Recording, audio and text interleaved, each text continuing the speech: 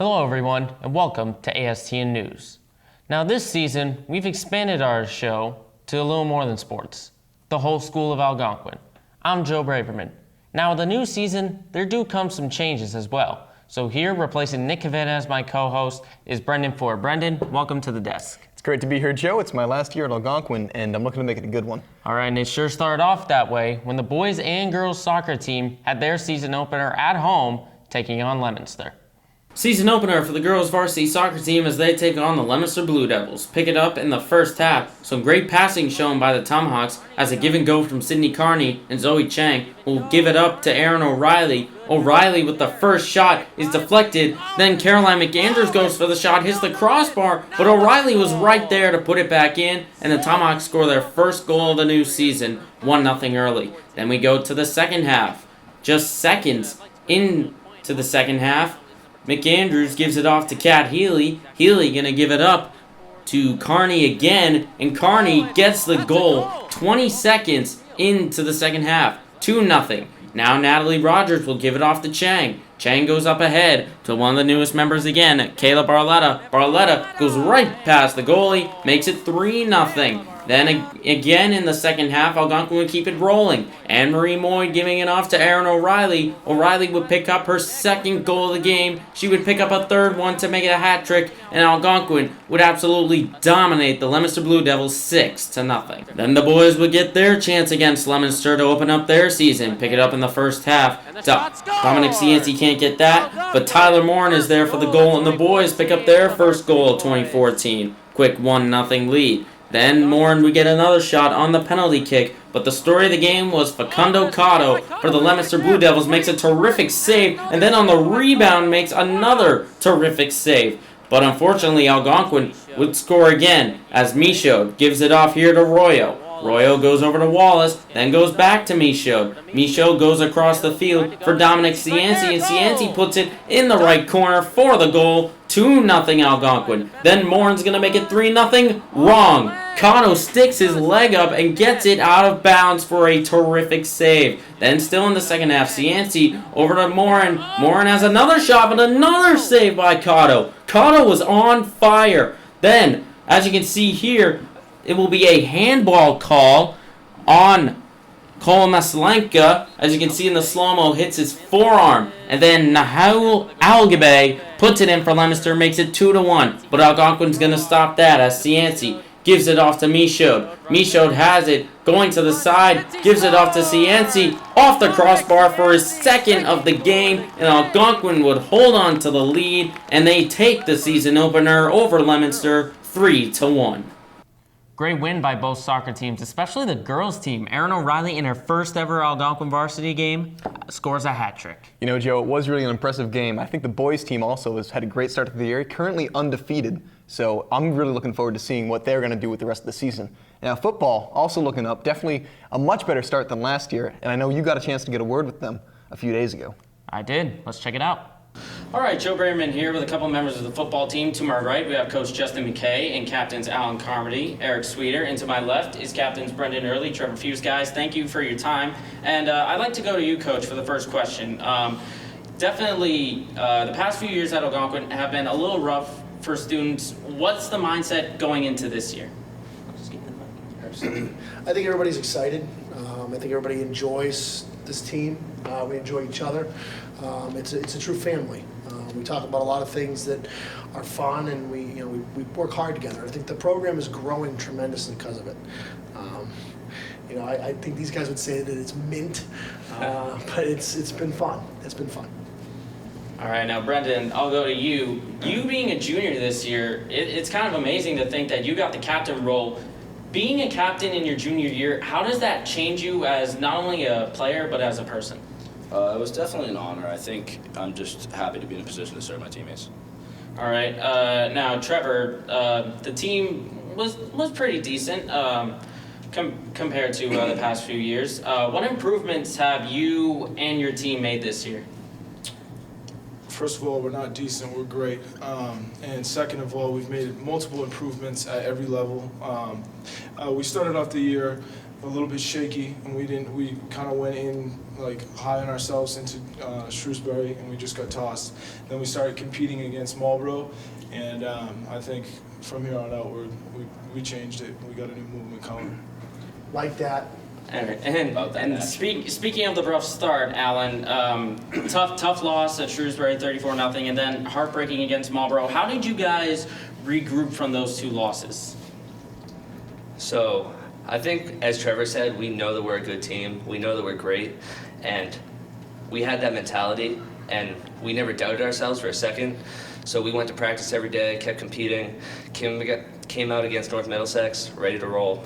All right, and throughout the first couple of games, Eric, T-Hawk Nation has had a well showing not only in Shrewsbury and Marlborough, but a huge turnout for the home opener. What influence does having so many fans at not only home games but away games do for you guys as a team? I mean, it's remarkable. I mean, I don't think Algonquin's ever had such a fan base. I truly think it's the #1 fan base in all of Massachusetts. And to have that at all of our games and seeing them in the stands, I mean, it's humbling. I mean, it's nothing like it, nothing else. All right, Coach, I'll go back to you. I've been into the locker room. I've heard your pregame. I've heard your postgame speeches. They're truly inspiring. What's the motivation or the drive behind the talk that you give to these guys during and after the game?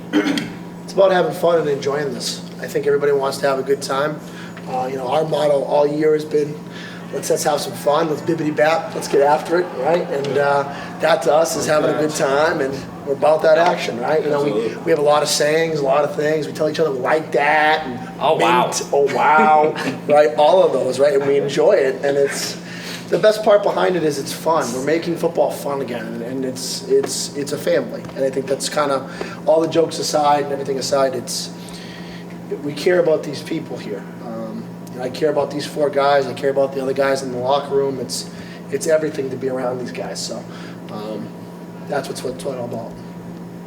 Now, you guys definitely had some fun in your home opener, beating North Middlesex 21-19. Brendan, what do you think was the key to getting that first win against the Patriots? I think just as a team, we fought. We never gave up. Our defense played real well, and we were keying on number 12 all night. He's a great player, but I think we shut him down pretty nice, and I think we really just never gave up all night.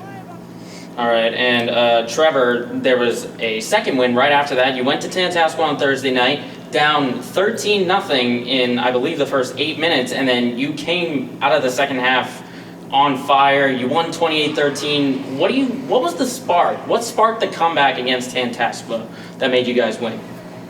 Well, I think first of all, we came out in the game, we were a little bit asleep. It was an hour and 15-minute bus ride down there, so that's unacceptable in any case. But we came out there asleep, and then Coach McKay got us fired up, had one of his awesome speeches, and we just went out there. We're about that action, boss. Now, Alan, the team looks incredible this year. 2-2, sitting at a 500 record. What are the expectations going on for the rest of the year, hopefully making the playoffs? Our expectations for the rest of the year are pretty much the same they've been all year. Just go out there, play our best, win some football games, have some fun doing it, play as a family. Just keep doing that. And now, Eric, last question. The team, Algonquin's finally seeing some football teams that are winning. What would it mean for the entire school if your team finished with a winning record and or make the playoff? Well, I think it's just one word, and that's respect. I mean, our football team has been grinding for the whole entire year, all the way back to January. And if we're talking about the whole school, I'm seeing it. We already talked about the fans. They're showing to away games, they're showing to home games. This is a school effort, and I think that if we make playoffs or when we make playoffs, I think it's going to be a whole new world in our football, and it's going to be here for a while. All right, well, thank you guys very much. Coach McKay, Alan Carmody, Eric Sweeter, Brendan Early, and Trevor Fuse. I'm Joe Braverman signing off. Mint. So definitely some inspirational words from both the coach and the captains. Now, the football team is definitely looking up for a good season this year. At least the start is telling us that. What do you think has been one of the big success stories that's led Algonquin to do so well this year? Well, last year in their games, their problem was consistency coming out of the second half. This year they have improved on it. In the interview, we mentioned the Tantascwa game. They were down 13-0 8 minutes into the game. Coming out of the second half, They roll through Tantascwa, and they win 28-13. So definitely a great performance so far by the football team. Now please stick around for more ASTN news as we have a new segment coming right up. Storming the field. The roller coaster. Welcoming the team. What do all these activities have in common? You can do them by joining the Superfan Club.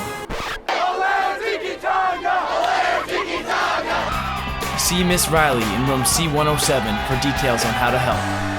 Let's get rowdy! Let's go! Let's get rowdy! Here's how Algonquin teams are doing as of October 20th.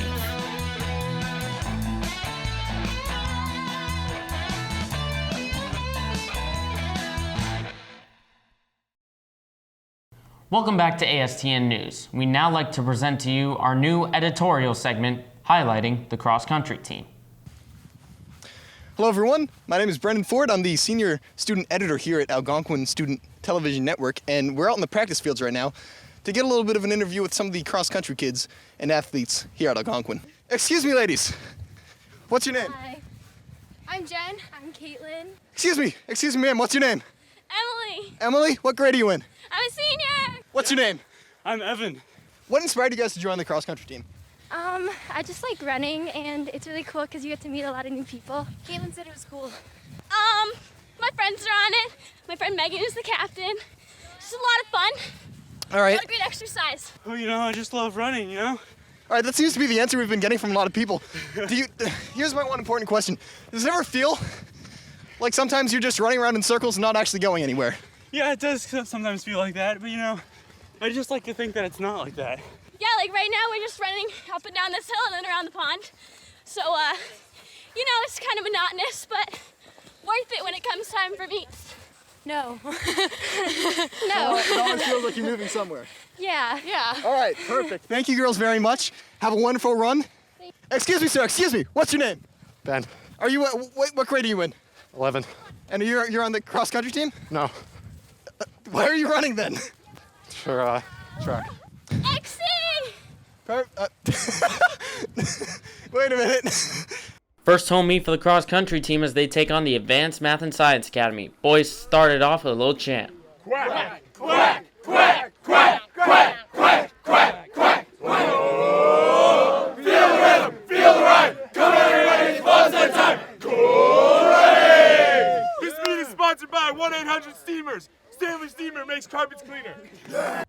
And then it got serious as the race was underway. Algonquin with the early lead or around the first corner, and they would hold it for much of the time, as you see coming across the soccer nets. And everyone for both AMSA and Algonquin was at an even pace, but AMSA would then pull away as they dominate this meet coming through the hill. Algonquin trying to keep pace, but AMSA would run away with this as their first three finishers come across the line before Algonquin gets their first one. AMSA boys cross country team wins. The question is, will the girls fall under the same fate, or can they take home the win? As you see, having the wave to start off. The race was underway, and around the first corner, Algonquin falling behind, but not that much. It wouldn't be for long, as you can see the boys' soccer team cheering them on. Algonquin would take a huge lead and never relinquish it. As you see, Algonquin still keeping pace. They had a great set of runners for this meet, going through the woods and now up the hill. They are dominating with a huge lead. Algonquin girls cross country team takes home the win. As you can see, a few of the finishers coming off. Boys may have lost, but the girls end the day with a big win. Pretty nice way to start out the cross-country team for both boys and girls. And Brendan, you looked like you were having a lot of fun during your editorial. How fun was it exactly? Well, Joe, it was definitely a lot of fun getting a chance to get out in front of the camera and, away from behind the computer. The guys on the team are all really good friends. I know they do enjoy getting the chance to spend time with each other every day after school. And make no mistake, it's tough work running a 5K and running with the amount of energy and effort those guys put into it. But it was definitely fun to get out and run with them for a little bit. All right, sounds good. That's going to do it here at ASTN News. But before we sign off, we'd like to thank Kathy Dalgleish, Mike Davis, My co-host Brendan Ford, I'm Joe Braverman. And to end the show, North Rural Cable Access Television has a special tribute to a graduate of the class of 2004, an American hero, Brian Arsenal. Take care.